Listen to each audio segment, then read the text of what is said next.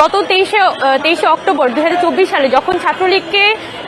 নিষিদ্ধ সংগঠন হিসেবে ঘোষণা করা হয়, তখন কিন্তু ছাত্রলীগের যে রাজনীতি সেটাকে কিন্তু আমরা আস্থা করে ফেলে দিয়েছিলাম। কিন্তু এটার পরও যখন আজকে এসে ছাত্রদল গতকালকে একটা শিক্ষা প্রতিষ্ঠানে তারা রীতিমতো রামদা নিয়ে চাপাতি নিয়ে হামলা করেছে এবং তারা বলছে যে স্থানীয় মানুষ হামলা করেছে,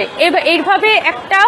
ক্যাম্পাসের মধ্যে পুনরায় যে অস্ত্রের রাজনীতি ফেরত আসার একটা প্রচেষ্টা হচ্ছে, সেটা তো আসলে আমাদের ছাত্রলীগের যে রাজনীতি সেটাকে পুনর্বাসনের একটা চেষ্টা।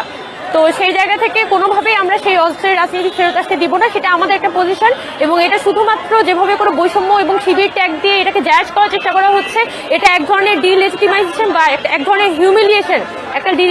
এবং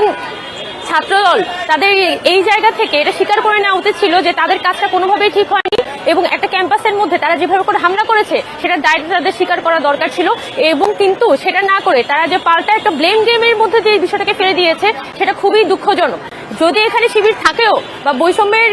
কেউ হচ্ছে যে অ্যাফিলিয়েটেড থাকেও, এইটাকে কিভাবে করে এখানে জিনিসটাকে লেজিটিমেট করা যায় এভাবে করে হামলা করাটাকে, কিন্তু তারা যেভাবে করে একটা ব্লেমিং এর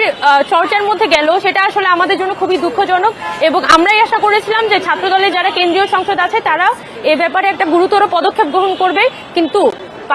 তারা যেটা করেছে তারা একটা পাল্টা ব্লেমিং এর পদক্ষেপ নিয়েছে, যেটা আমি মনে করি